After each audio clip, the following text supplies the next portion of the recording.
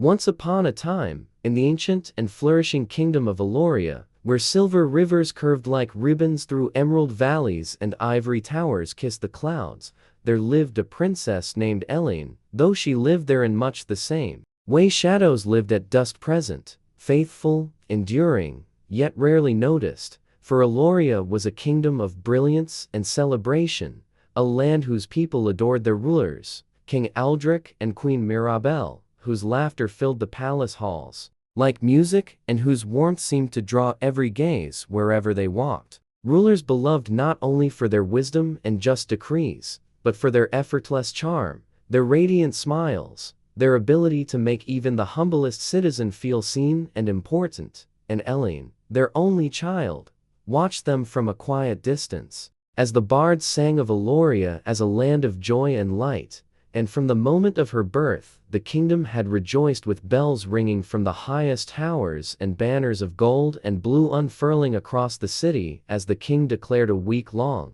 celebration and the queen wept tears of joy. Yet as the years passed, something subtle and sorrowful took root, not through cruelty or neglect, but through absence and oversight. For Elene grew quietly, learning her lessons diligently, practicing her music faithfully, and walking the palace corridors with careful grace while she observed her parents' dazzling nobles, soothing disputes, and inspiring their people, admiring them deeply even as admiration slowly twisted into comparison, then doubt, then silence, as at court gatherings nobles praised the king's clever decrees and the queen's radiant beauty, while speaking at length about alliances, festivals, and prosperity. And when Queen Mirabelle would gesture almost as an afterthought and say, "And here is our daughter," voices would respond with polite confusion, "Really to meet you, Ella, was it?" And Elene would correct softly, "Elene," her voice barely carrying over the music,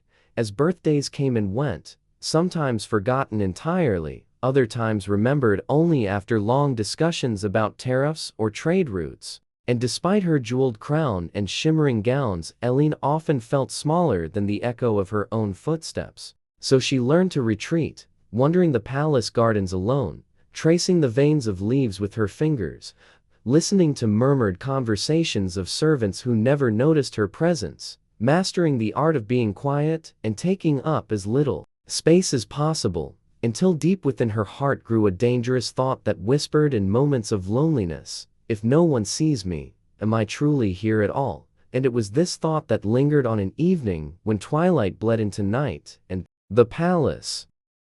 prepared for yet another grand ball, as Elene slipped away from the glittering halls where music echoed and laughter spilled like champagne, wandering instead into a shadowed courtyard where moonlight pulled like silver water, and there a voice spoke from the darkness, "You look troubled, Princess," causing her to startle as a tall figure stepped forward wrapped in robes darker than the night itself, eyes gleaming with sharp intelligence and a smile thin and knowing,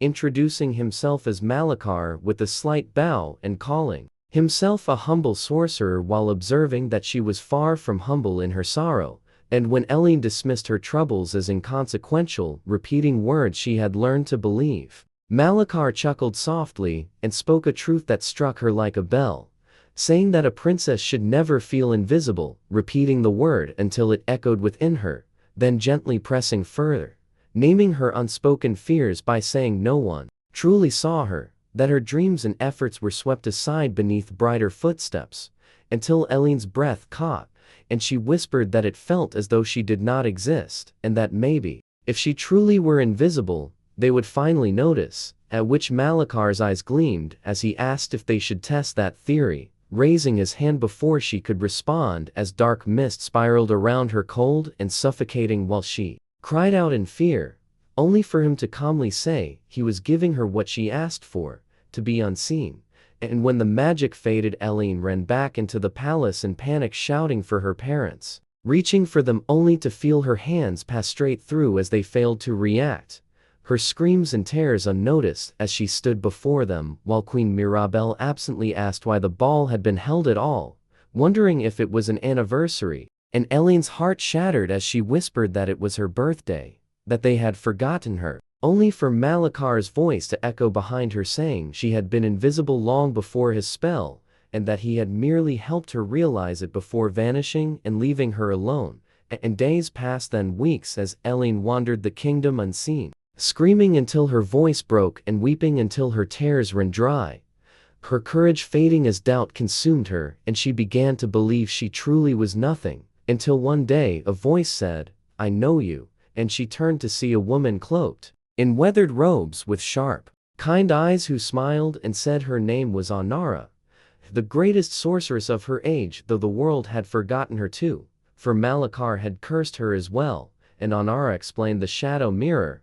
a relic that absorbed darkness and reflected fear, revealing a glowing shard from her cloak, and saying it would guide Elene though her magic was nearly gone, fading as Elene accepted the shard and asked what would happen if she failed, to which Anara gently replied that then they might never be seen, but if she tried, they just might see who she truly was, and with that Elene journeyed alone into the forest of whispers where trees murmured secrets and magic twisted paths upon themselves, facing mocking fairies who delighted in her fear, warning witches who spoke in riddles and saw through her invisibility, and illusions crafted from her deepest fears as Malakar's voice followed her whispering that she would always be forgotten. Yet Elene pressed on, remembering Anara's belief, the witch's trust, and her own quiet strength, until at the heart of the forest she found a dark lake, and within it the shadow mirror, where Malakar appeared hurling visions of rejection and doubt,